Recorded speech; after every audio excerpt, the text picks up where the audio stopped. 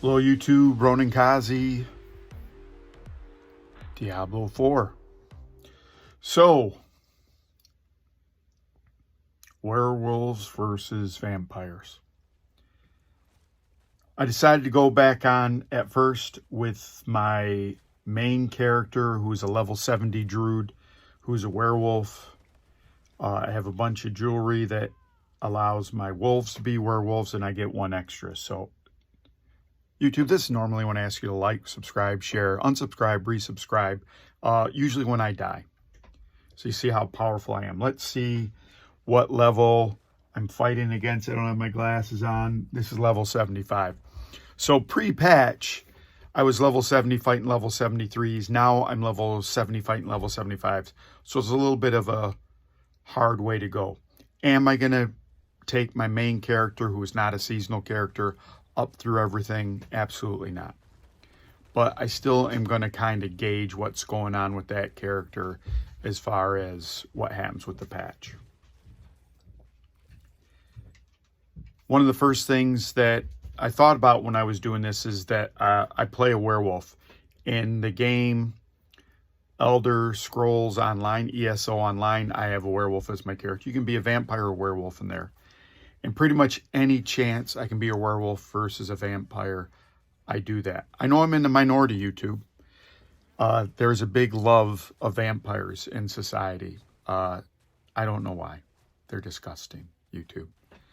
This will not be a video based on, my life experiences, because I haven't ever been a werewolf. I'm not going to try to do some fancy social vampire, emotional. I'm not going to try to do any of that. I don't hate vampires. That's not, if the world was binary and it was good or evil. To me, they're evil. If you're a werewolf, you're not necessarily evil. It's something that kind of happened to you. And whatever reason, the moon turns and then you have no control of it. And maybe that's a BS excuse because it gives me freedom to do whatever I want when I want. I couldn't help it. I was a werewolf when I destroyed your family. Not like these vampires. All sparkly. The new ones all sparkly. Back in my day,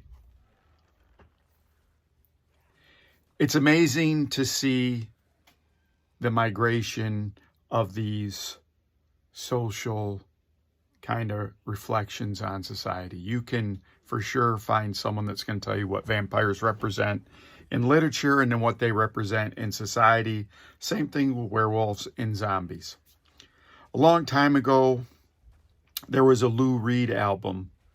I think it was called New York. And there was a song in it about Mike Tyson. And when I was reading the Rolling Stone, there was a magazine called Rolling Stone. I was in the Coast Guard. This has to be like 87, 88. I'm on a boat down in Puerto Rico. And let me tell you about the military. When you're stationed on a ship, when you're a junior person, usually you have to live on that ship. And since we're on a Navy base in Roosevelt Roads, down in Puerto Rico, we had barracks. So one of the great things, and I made $736 a month. One of the great things was you had no rent, you had no food money, you didn't have to, all that was gravy. So to a 22-year-old failed college student, that seemed like a lot of money. So I would indulge myself. I bought cassette tapes. There were these things that played music on them. They were made with magnetic tape previous to cassette tapes. There was a thing called reel-to-reel, and you would record on this reel-to-reel tape. I think it was quarter-inch tape. The technology is not that important. But what happened over time, there was a thing eventually called 8-track tape that was kind of intermediary. It was a smaller size where you could take this into cars, and then it became cassette tapes. And then they made those portable where you could carry them like a Walkman. And I tell you what, when those came out, it was the best thing because I could listen to my music and just tune everyone out. I didn't know it right then, but I was really antisocial when I was a teenager because I was a teenager. Anyways, it's interesting to see how all these things migrate through society where vampires now become, it's kind of sexy to do that. And really Twilight highlighted that was horrible, YouTube. Maybe the books were good. I don't know. I didn't read the books. But that was horrible for every monster concerned. But especially vampires. Really sparkly. So, when that came out, that's kind of the end of vampires. They're in TV, not the end of them, but like, you know, they were, I don't know, in the 50s if they were cool. There was a show called, I'm going to really show my age. Back in the day, there's like 3 stations.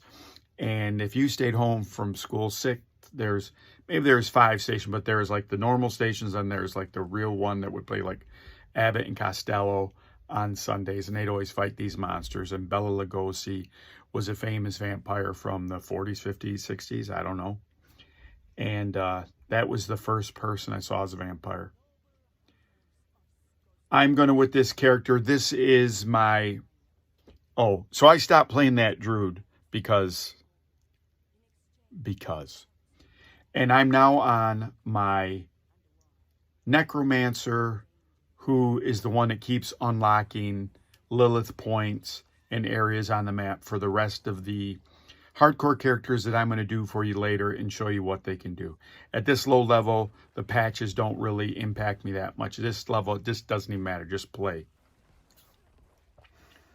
So that's how vampires were. And, of course, it was back in the silent movie days, there was a vampire, and it progressed, and it progressed. And there was a woman named Anne Rice who wrote a book, Interview with a Vampire, which was originally a movie with Tom Cruise and Brad Pitt. And it's Interview with a Vampire. And I guess now they've made a TV show or another movie series of it. Then you have Twilight, and then you have the rest. I mean, I didn't want to show you the whole progression of vampires. But I was talking to you about Lou Reed and what they said in that Rolling Stone article that I diverted from, that I was going to the exchange and I would spend my $2 or whatever it was to buy this magazine and read about music. It said the artists usually have a precursor to society 10 or 15 years. So that's always been ruminating in the back of my mind. I should probably look up that article and read it and see if it is still pertinent today. So when you think about zombies today, that's one of the things with zombies. What are they supposed to represent? Once I stopped my career in manufacturing, I started my career in, you like the headphones, YouTube? It's a prop. It's a prop, YouTube.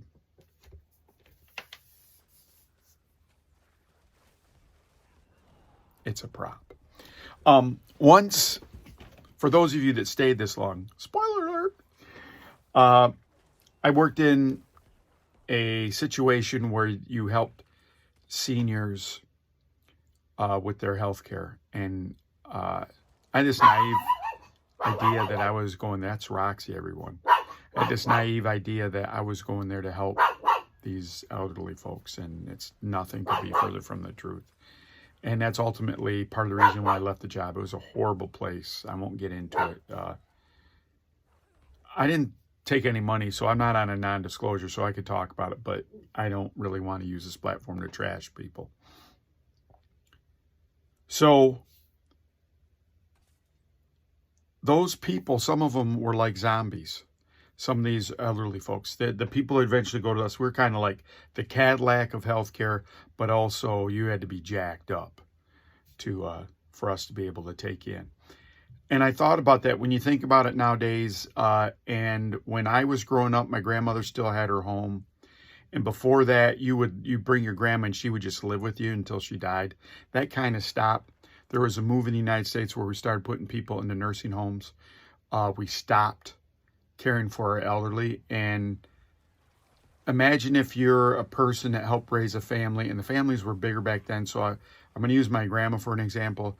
She had 3 boys. Those boys had like 15 grandkids, and those 15 grandkids have a billion kids, whatever.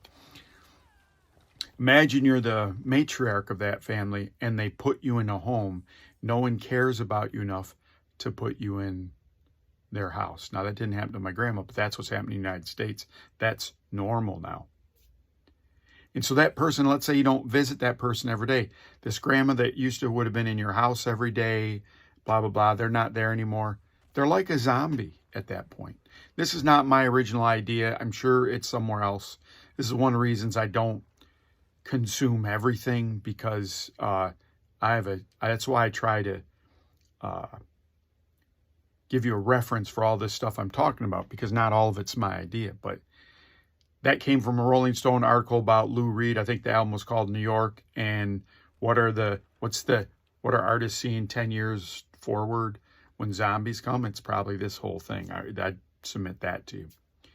But you didn't come here for sad talk. You came here for top 5 zombies, werewolves, vampires. Of course you did. I'm going to do this right off the top of my head. I'm going to filibuster for a second, but I guess it's going to be monsters. Okay, so let me think what the best monster is. Let me just tell you the worst. Oh, God. Let's just do it this way. Worst vampires. Let's stay true to yourself, YouTube. Worst vampires. Sorry, YouTube, for those of you that love vampires. Emotional vampires. Number 5. Nosferatu, the original vampire. It looks like he's an alien. I don't know what the makeup was, whatever. His top 5 worst vampires. Number 4 is the Bela Lugosi that was in the Abbott and Costello, because it's a joke. It's a comedy show, and then there's this vampire. And Costello would do this. I think Costello was the fat one. He'd go... He'd see the vampire behind his friend. His friend would go, what? What do you see? He would do that. That's number 4, Bela Lugosi. And the Division 2 was number 4 yesterday. Number 3, worst vampires of all time. Brad Pitt, who was in Interview of a Vampire. Brad, not a good look. You were that hot guy with Thelma and Louise. Don't take every role, Brad. I loved you in World War Z. But Brad, not every role. He's been in a lot of good movies. Quick aside, man, if you're that good looking and you do all those roles, it's just kind of, and he's a good actor. Salute to you, sir, for your life and being great at everything you do. All right, so that was number 3. Number 2, worst vampire of all time. It's got to be, what's-his-face, Patterson, shiny vampire. Like, really? You guys just took the whole vampire and just stood it on its head. You already took a horrible genre and made it worser? YouTube? Get out of here, Tom Cruise. Oh, that was Patterson. Number 1, Tom Cruise. Tom Cruise has ruined a lot of things. Now, number 1, Reacher. If you haven't seen The Reacher on Amazon, top shelf. Tom Cruise didn't know what the guy Reacher was in the book, and then when we hear about what the Reacher in the book, dude, it's laughable. And your vampire, sir? I stand corrected. That vampire's horrible. Number 1 with a bullet, Tom Cruise. YouTube, there's top 5 for you.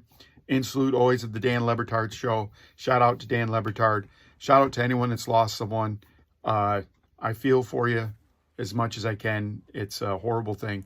It's not a good thing whether they take long or it's short. Death is miserable for the people left behind. But the good news is it's not as bad as Tom Cruise Vampire. Thanks, YouTube. Bye.